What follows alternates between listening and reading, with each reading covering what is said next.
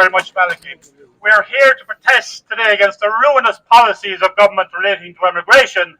However, it's clear to me that this policy brings together a series of related issues, including housing, the massive increase in national debt, inadequate hospital services, and the tax against free speech and property rights. All of these issues coalesce around one question.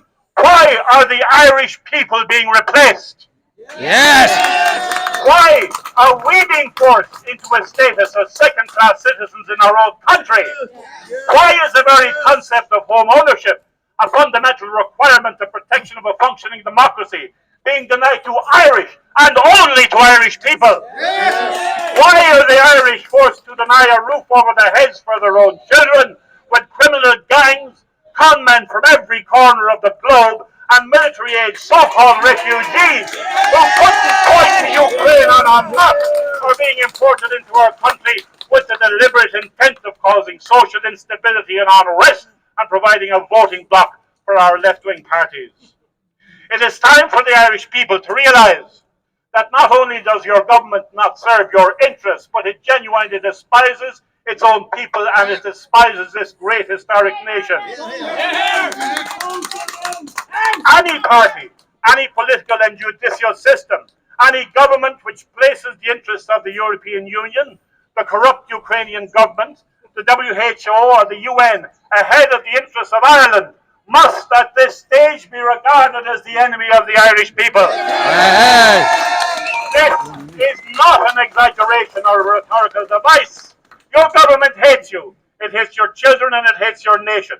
It attacks the very concept of individual liberty, of the heterosexual nuclear family, and what it openly refers to quote our outgoing Taoiseach, as this outmoded idea of national sovereignty. Well, that is not an outmoded idea. The Irish people fought for 800 years to establish sovereignty, and we will not give it up. If you have any doubt that the Irish people are being replaced or that we are undergoing a major plantation, consider that in the last year only 22% of the new PPS numbers issued in this country were to Irish people. This at a time of widespread immigration of Irish people who see no future in this country. At a time when Irish people cannot afford to have children because of the high taxes necessary to fund Ukrainian immigration, the economic after effects of the lockdown, and the insanity of climate policy, we are insisting on importing people with no relevant employment skills who will contribute little or nothing to our society. Borrowing is being pumped up to fund this government's reckless virtue signalling and to cover up the destruction of our economy, while inflation is being used as a tax against the savings of ordinary people. The reckless policy of unvetted open doors immigration will inevitably lead to social unrest, which we are already seeing in the increased violence on our streets, as we saw in Killarney last week, where gangs of Albanian and Georgian criminals fight it out to control the streets of Ireland. When we face these crises, the government has two main priorities. First of all, the attack against free speech, and secondly, the proposal to attack property rights through the 39th Amendment to the Constitution. You do not need the blood-stained hands of communist Sinn Féin to attack our country when you have Marxist radicals like Coveney and Varadkar and Fine Gael at their Fianna Fáil mudyard, and the mad women and mad men of the Green Party as a supporting act. Well said. Their sole aim seems to be attack and undermine our country. Our rotating Taoiseach recently admitted that what we in the Irish Freedom Party have been saying for some time, that those who have come here under the cover of Ukrainian war will have to be provided with permanent housing. What a surprise! What a surprise that is.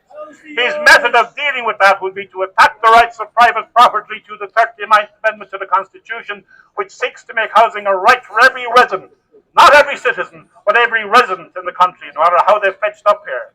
This so-called right can only be vindicated by an attack against existing property rights, and it will amount to a reckless encouragement of further illegal immigration. It is effectively the introduction of full-on communism into our country against the wishes of the people.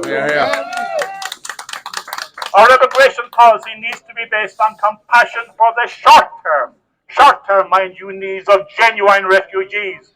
It should not be based on facilitating the shysters ripping this country off at the invitation of Roderick O'Gorman, who seems to spend his time scouring the world looking for con men to whom he can pretend to be compassionate towards. Secondly, it should be based on our genuine employment needs. It does not need to be based on the blather of official lies coming out of our quangos and semi-state bodies who have a vested interest in ripping off the Irish taxpayer. Everyone involved in the immigration industry knows that at most 20% of those entering our country under the guise of the Ukrainian war have no connection whatsoever with Ukraine. And even among them, we have seen them return to the so-called war zone for their holidays. We can see with our own eyes that the people coming in here are young, military-aged men with no right to sponge on the Irish taxpayer. The guards know what's happening. They are witnessing on the streets. Yet when we read our papers or turn on our television, we are being fed a government propaganda line by professional journaliers who are being used by the state to attack and undermine our country. Remember, if it's on RTE or that vile hate sheet, the Irish Slimes, easily the worst newspaper in the world, then you must assume that it is 90% falsehood, designed to attack your interests and your children's interests. The housing crisis has been created by the government, firstly by excessive costs being loaded onto new housing to fight an imaginary climate crisis, secondly by an immigration policy which actively discriminates against Irish people in housing provision, and thirdly by the failure to provide proper financial credit system to facilitate ordinary people. The government does not want you to own your own home. It wants you to live in state housing. Irish people want the right to home ownership, and they are entitled to that right. Yes!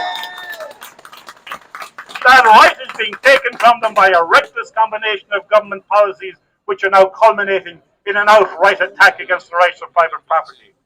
It can seem at times that politics has failed us and that the main opposition party, Sinn Féin, is in every respect worse than the traitors who occupy government at present.